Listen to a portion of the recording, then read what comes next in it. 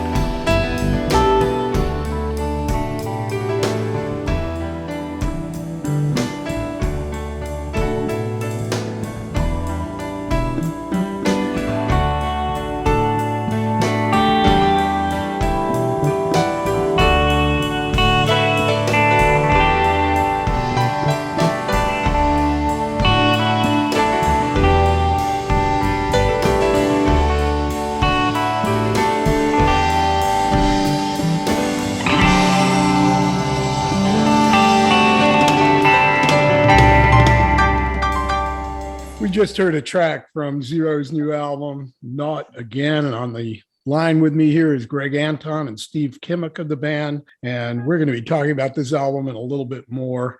So we'll start here. This album, Not Again, was actually recorded a number of years ago. In fact, October 14th, 1992. Why produce this? Why get this out to planet Earth now? Before I say anything at all, let me say this.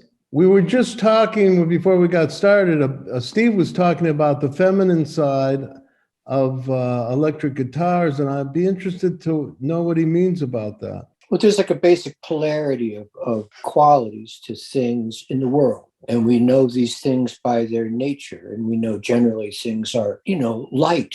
There's like sunlight, there's suns and moons and male and female, night and day, good and evil, all those kinds of characteristics. So to the extent that the electric guitar is uniquely configured to piss off the squares, it is also uniquely configured on the other end to soothe and to nurture. That's all. It's just everything has that duality.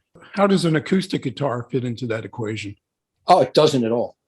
Okay, just wanted to clarify. Abomination. Acoustic guitar. Let me start again by asking you, how did you guys meet? It's been a long time. You've been together how many years? We met in a band called the Heart of Gold Band with Keith and Donna Godshow. That's correct. We had a guitar player, and Keith wanted to get a new guitar player. Steve showed up, and we played in that band for a while, and that was a lot of fun. Keith died in a car accident. That was no fun. And me and Steve went into a recording studio and recorded a bunch of instrumental stuff, which it remains the core of the Zero instrumental repertoire today. So that was kind of a spin-off from the Heart of Gold band after you met them. What was that experience like working with Keith and Donna and that collective that was just branching off from the Grateful Dead at really maybe the height of their success, 77, 78, 79? I personally recognized that there was celebrity involved, but I had only recently arrived from the East Coast, where I had grown up in a really small, well, not super small, maybe 70,000 people. Bethlehem Steel was here in Bethlehem, so there was no music business or entertainment business, or there was no celebrity around. There was nothing that I could compare it to. So I didn't have anything really to judge kind of the difference in who these people were because they had had success or a certain amount of success. I didn't know. Where I grew up, it was like the only people that were successful. Mario Andretti lived in Nazareth, and there's a racetrack in Nazareth, and we thought that was pretty big. And what was the other one? Oh yeah, Jolly Joe Timmer. Jolly Joe Timmer had a polka band. And he had a store on the south side that sold polka records and pickles. You could go in there and say, I'd like to hear some polka music. And they'd say, oh, yeah, what kind you want? I said, well, what kind you got? They said, we got both kinds. We got German polkas and Italian polkas. I said, I like the German polkas. How about some pickles? Oh, yeah. That's where I came from. So what did I know? I couldn't tell what the hell was going on. It's always, as a musician, when you look at these things, and you're surrounded by the celebrity. Was that an intimidating experience, or did you just kind of go right at it and fit right in? No, not for me. It didn't register really. Honestly, I had such blinders on. I was just trying to play the guitar, and I didn't have any money, and I didn't have anything. And there was these people that wanted to play, and I was like, okay, well, let's play. And that was as far as I got with it, man. Seriously, it was a super simplistic, kind of deal for me. Well, as a fan, listening to the Heart of Gold stuff and in talking to Donna Godshaw, I asked her if there was any more in terms of recording that might be in the vault or laying around. And she said, no, what was there was there. And I believe it was just a one album band in terms of discography, which is a shame because it had a very unique and very vibrant sound in that lineup. But anyway, all things end happy. You went out and you formed Zero. I'd like to tell a quick story about being intimidated that I don't know if Steve remembers the story the way I do, but this is the day that I met Steve. Now I recall. Me and Keith and Donna and John Kahn on bass. We're playing in a rehearsal studio, and in walks Steve Kimock with an amp and a guitar. And that was the first time I set eyes on him. And Keith was an absolute master musician. And it turned out that Keith and Steve. So I was in a rehearsal studio with Keith and Donna Godcho, and John Kahn was playing bass. And Steve Kimock walked in, and that was the first time I had ever met him. And so we just started playing. And Keith, if you heard me, he was absolute master musician, and Steve and Keith had a wonderful musical connection after we got to know each other.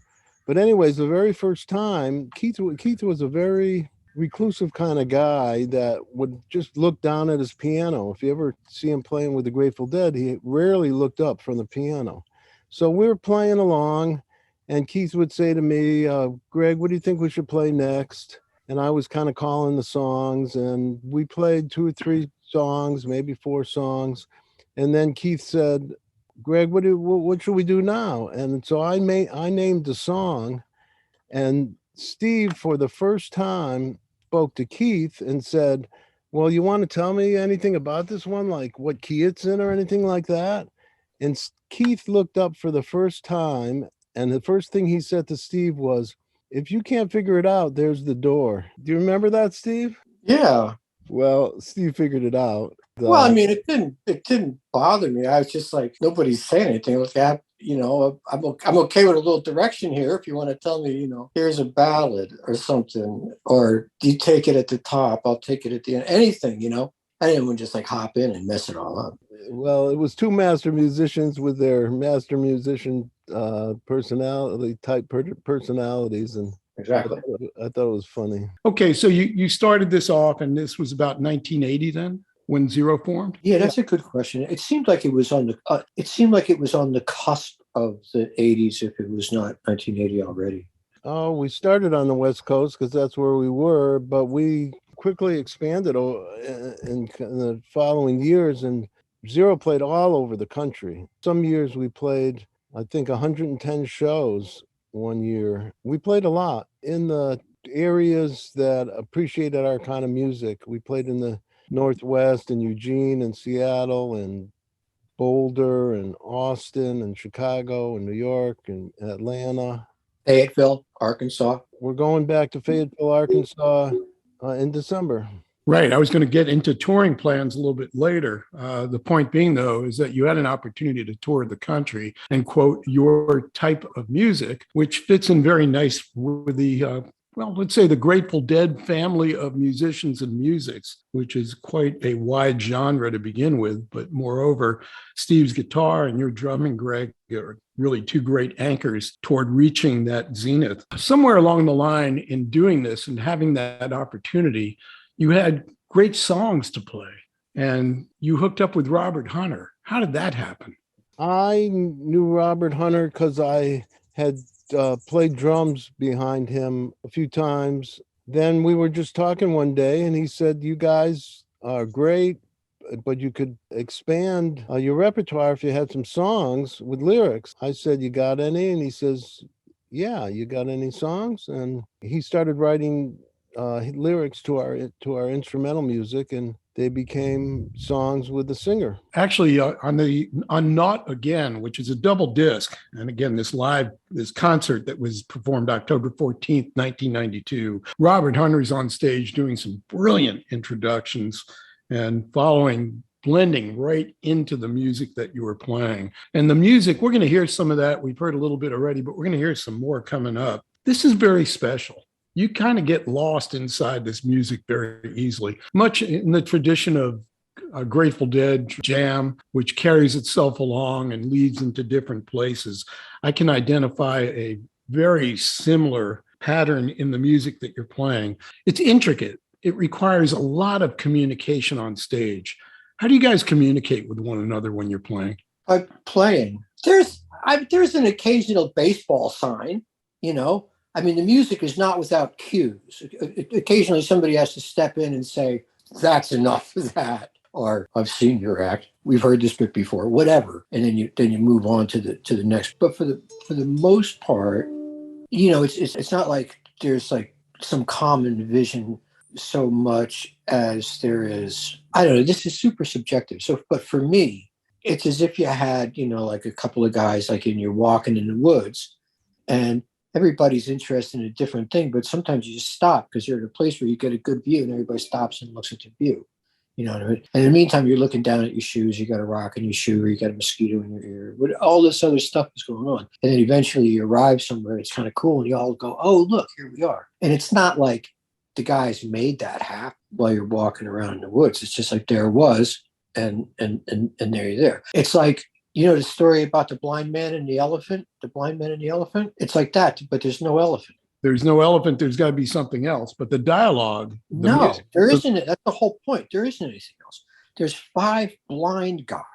They experienced something in this room with a bunch of other people. You know what I mean? Like, it's really easy to get into this thinking that, oh, those guys up there with the instruments are doing something, like they're making it happen, or like they're making the music or something like that, or what is being received in terms of the music, the motion of the succession of feeling states that the listener experiences as music, that you somehow personifying the players as being responsible for that. Everybody that's playing and listening and in the room and everything like that everybody is making or finding that together, just finding their way in it. I think we get hung up. Like when you see a couple of guys doing something, you think it's a team, and then we think of teams, and then it's like getting some yards, and there's offense and defense, and there's plays, and there's communication, and there's strategy, and it's like it gets right down to it, and none of that stuff, none of that.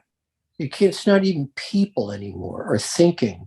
It's just if you can just get out of the way enough to like let something happen, something happens, and that's all. It's like it's not even 5 blind men and an elephant. There's no elephant. It's just blind men. As the lead guitarist, Steve, you're setting the direction for the band. You're making the no. Jerry Garcia had it right. I'm just the loudest guy. Yeah, man. I'm just telling you, and you're not wrong to be thinking about it the way you're thinking about it, because in any other case, there'd be some kind of coordination, or there would actually be somebody taking the point, or all this other stuff would happen. It's not like that. When the stuff is actually working, when musical stuff is actually working with an ensemble, it's not about the people.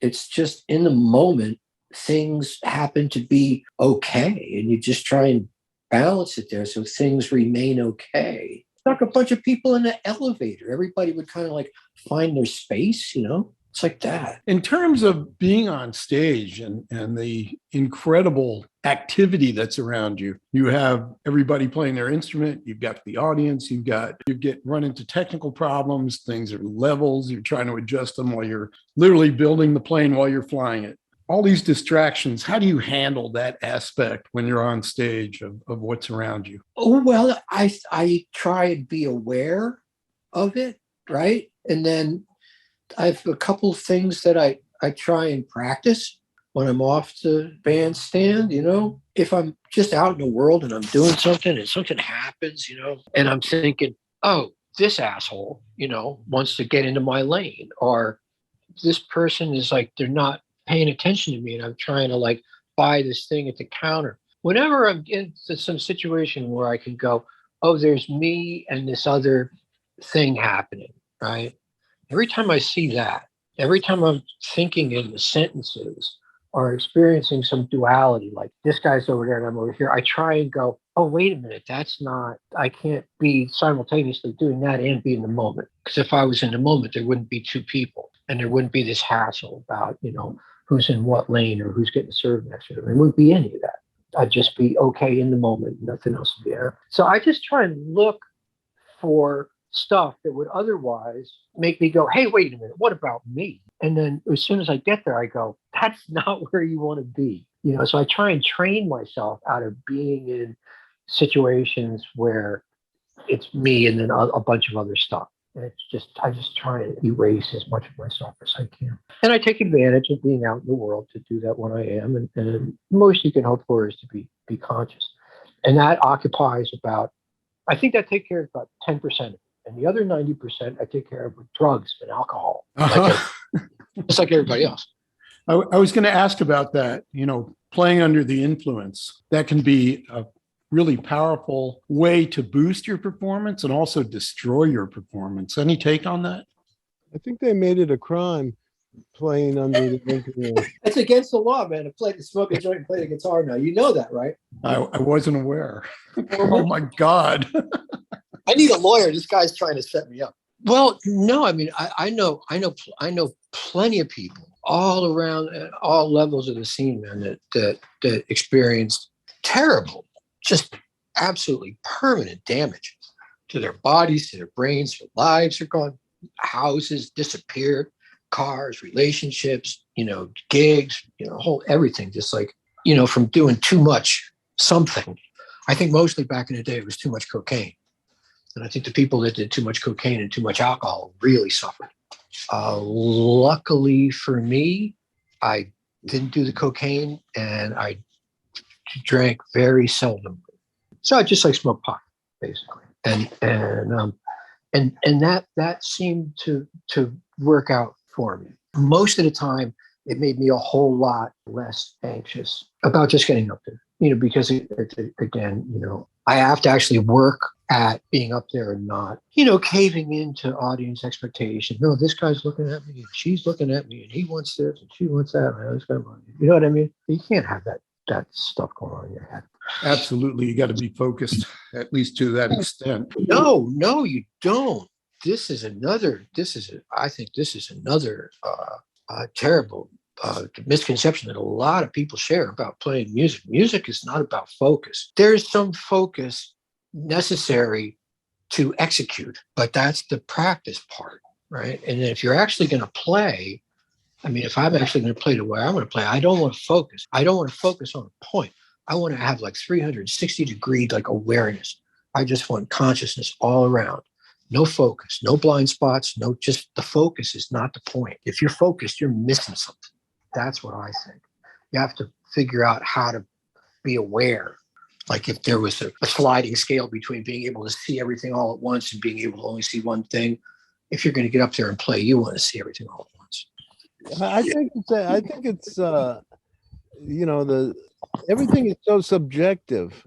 And so everybody's got their own subjective perspective. I wrote a novel about a guitar player called Face the Music, and there's a discussion in it about subjectivity, about you could take, say, for example, take two chairs, put one on the most idyllic beach in Hawaii at sunset, and put the other chair by a dumpster behind a shopping center with a bunch of broken glass that smells like piss, and put everybody in the world in the two chairs and say which one they like better. Well, of course, most people would like the beach, but there's going to be somebody that maybe had a kid drown on the beach, or maybe somebody that found $100 bill in a dumpster that saved their ass. And there's going to be exceptions. I came to the conclusion that the one objective truth really is motion, that I think everybody agrees that motion is a positive thing or a necessary thing, or it is a prominent thing. Motion, our blood flows and the planets orbit and the tides move and the motion. And so what's the most pure expression of motion? Spinning. Is music. Spinning, right? We talked about that. I think the most pure expression of emotion is spinning. And this is why Greg likes to ride the motorcycle. We like to drive around in the cars and stuff like that, because torque is really the answer at the very heart of it. It's all about torque. Yeah, and that's what music's about. It's a twisting force. Maybe we should call our next record Torque. Yeah. Let's twist again like we did last summer. All right. You know what I'm saying? That's what it's all about. Happy to be part of the discussion. On Not Again, you have quite a variety of music here, both original and covers, which leads me to ask you, you've covered The Who on here, you've got Little Wing on here, End of the World's Blues is on here. Influences. What Steve, Greg, what are your greatest influences musically as you get up on stage and you think about what to play next and what's in your head with respect to what's come before? I have gotten this like 10,000, this question like 10,000 times through my life about influence. And it's like all the regular people were influences. And, you know, if you wanted to get into it, we could go with any one of them and I could tell you the influences. But at the end of the day, the people that influenced me the most were people like really close to me in my family that helped me get started playing, or people that I played with along the way, people that were like directly like right there with me, you know. Like I played in a band. I had my own band. We just did some gigs on the East Coast, and one of the guys in the band is Billy Goodman, who was one of the musicians that we came to California with when we left Pennsylvania. Billy and I still play together. Like Billy's slide playing to me is still like the most influential thing, as much as I listen to whoever else, you know, Dwayne Allman and David Lindley or Ry Cooder or something like that, you know. And they're all great players. But in terms of actually like really got under my skin influence, you know, you live with the dude and you play with him all the time. And that really, you know, that's like a firsthand experiential thing where even if you're at the gig, you know, like if I would go to see David Lindley play, which I used to do all the time because I love his stuff, it's different. It's just kind of secondhand, you know, like if you know the guy playing right there with him, it's very different.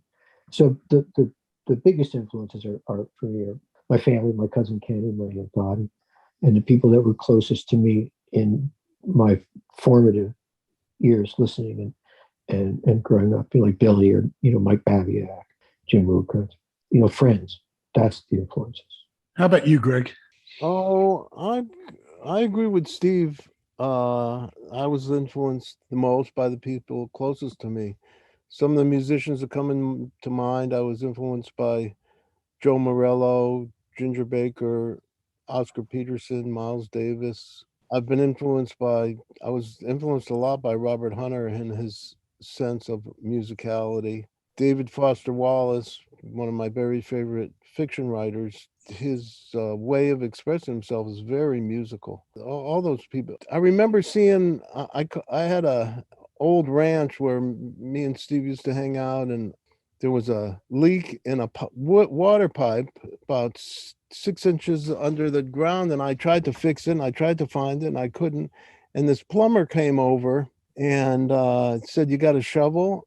And he dug this 6-inch hole, and he was maybe, I don't know, in his mid 80s, and he was so relaxed and used that shovel like a master musician. And I was influenced by that masterful activity. And I think it shows up in any activity of somebody that, you know, really devotes their life to some skill. Oh, hey, that was my talk about influences, man. One of my favorite moments of my entire life.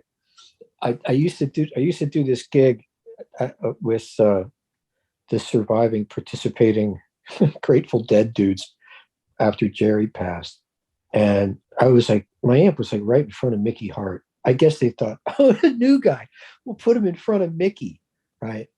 And the entire band had like this giant Gamble monitor console, you know, with 100 inputs, and Mickey had 100 inputs all by himself. And so there was this, you know, it looked like an area like the size of a paint under the basket, you know, on a basketball court. There was just like a foot deep in cables going back and forth between his riser and the monitor desk. And at the end of every gig, Robbie Taylor would walk over to this 10,000 cables and just reach down and just like be like the most delicate between the thumb and the finger, first finger, he'd pick one up and shake it and it would just come out and he'd roll it out. 100 cables later, you know, get all these things out so gently, you know, stuff like that. That's an influence. When you're in a band, things really are kind of blind in a way, you know. But then when you get on a crew, then you start to see what's going on. In terms of this album that you put out, Not Again, going back to October 14th, 1992, number one, do you do a lot of listening to your stage performance, and why this particular performance to bring out now? I rarely listen to zero music. My wife listens to it. And so then I'll walk in the kitchen and there's a Zero song, and sometimes I don't even recognize it or recognize what band it is, and what the hell is that? But well, for this record, for example, I listened to it 1,000 times. Every song. It was a real arduous, detailed, complex process over maybe a year and a half, made longer by pandemic issues. I was working with Brian Risner, our mixing engineer, who's one of the best. Which, by the way, it was recorded by Grateful Dead sound guy Dan Healy and mixed by Brian Risner, two of the best guys going. And I love the sound of this record, the sonic quality. But to get to your question, I did all that work, listen to the record and listen to test pressings and this and that. And what'll probably happen is now I probably won't listen to the record again. Or maybe I'll pick it up in a few years, or maybe my wife will have it on the kitchen sometime. Once I'm done with it, I'm done with it, is the way I feel. The COVID-19 pandemic has taken a specific toll. People are starting to come back out to hear music. You got any words for them? Supporting live music in general is, the right thing to do. And, if you're a consumer of music or live music or entertainment, or you're going to have your day off, or you're looking for something to do, or you're looking for a little party or something like that, support whatever works for you so more people know what to do. Because our whole scene, all those trucks and all those vendors and all those deli trays and all those bands and all those promoters, that all went down the tubes with the pandemic and the lockdown. And it's going to take a long time for it to reassemble itself. It's not just going to pop back. It's not like you're pulling the plug on the computer and then you plug it back in and then it works. Do you have any touring plans coming up? You mentioned that you were going to go out again. What's that looking like for the balance of the year? Next month, Zero's playing in the Northwest, in Ashland, Eugene, Portland, and Seattle. In the fall, we're playing at the Fillmore in San Francisco on October 15th. October, when it's the anniversary of making the record that we're promoting, right? Oh, yeah. Oh, yeah. Well, the synchronicity around here, man, is just it's stifling. Okay. Thanks for supporting the music, Sandy. Hey, no, thank you for making the music, because without it, we are all freaking lost. We'll see you later. Okay. Be well. Cheers. Bye-bye. Now we come to the last song of the last set of the last night of the last day of the last week of the last month of the last year of the last decade of the last century of the last millennium of the last eon of the last geologic period of this third planet from the sun, situated somewhere off in a corner of our ever-loving galaxy. It all led up to this, folks, and you gotta admit it's a chance in a million any of us got here at all. But since you did, and even found a place to park in San Francisco on Friday night, congratulate yourselves, get your hands out of your pockets, turn on your love light, and leave it on forever! Zero!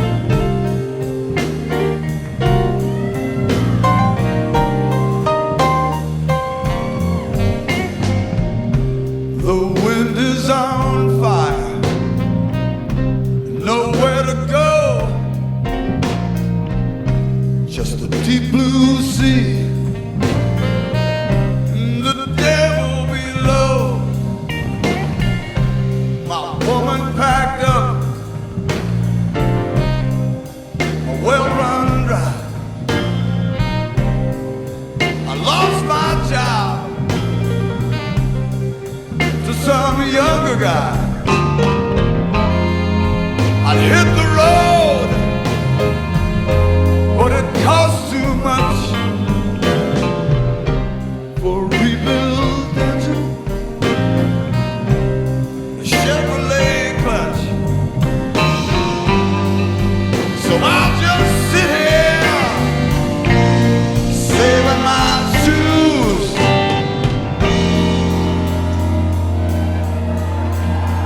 singing end of the world blues.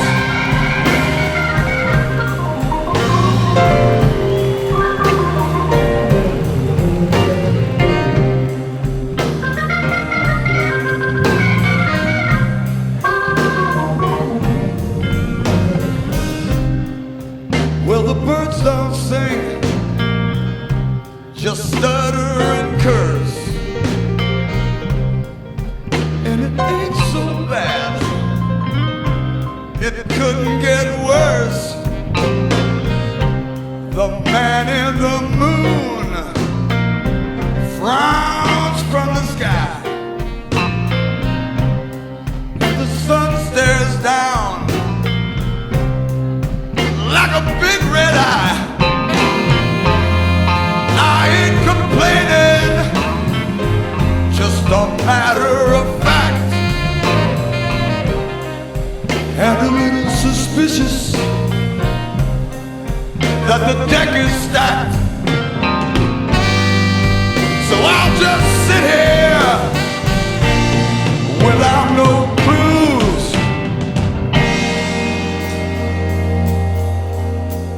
singing end of the world blues.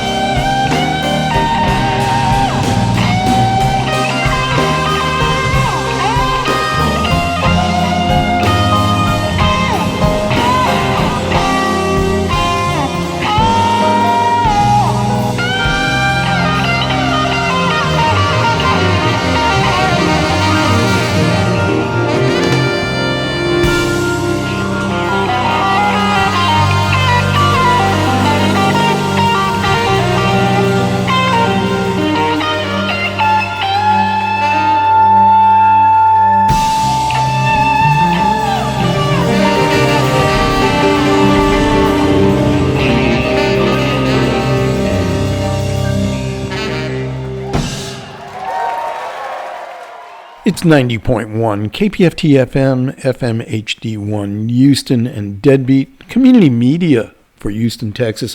Hope you enjoyed that. That was Greg Anton and Steve Kimock of the band Zero, who stopped in for an interview talking about Not Again, their new double disc album. Really some pleasant listening. On the way out, you heard a track off that album. After the Robert Hunter epilogue, you heard End of the World Blues off that album. We're going to get into a couple more tunes here before hour number 3. One of them from our buddy Opie Hendricks, who has a new track out called H-Town, and we'll go from there. KPFT Houston and Deadbeat.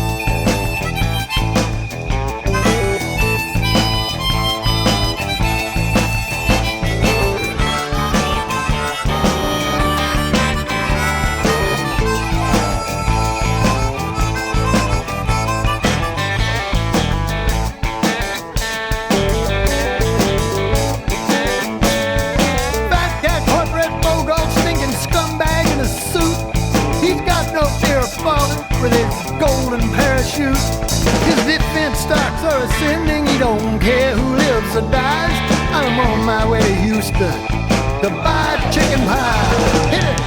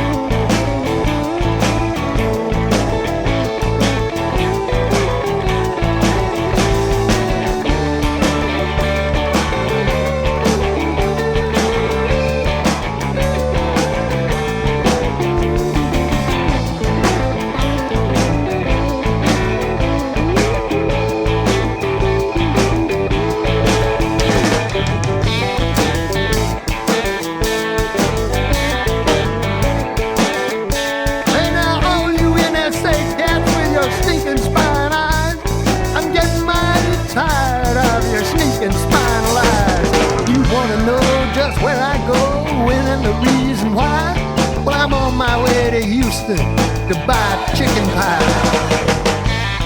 Oh yeah.